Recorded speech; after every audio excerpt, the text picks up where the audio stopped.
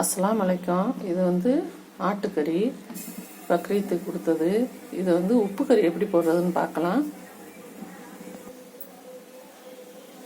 இதுக்கு வந்து தாளிக்கிறது எண்ணெய் ஊற்றியெல்லாம் கிடையாது. இது அப்படியே பச்சையாகவே போட்டுடணும்.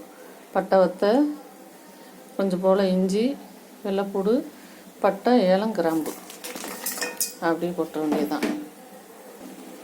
இது உப்பு தேவையான அளவு. பேரே உப்பு கறி தான். இது கொழுப்பு கறியாக தான் இருக்குது. இருந்தாலும் கொஞ்சம் போல் நல்லெண்ணெய்.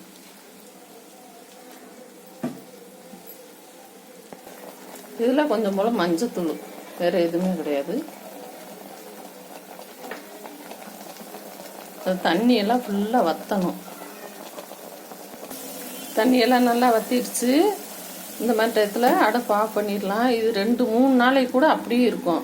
எடுத்து ஒரு 20 நிமிஷம் வேக விட்டேன்.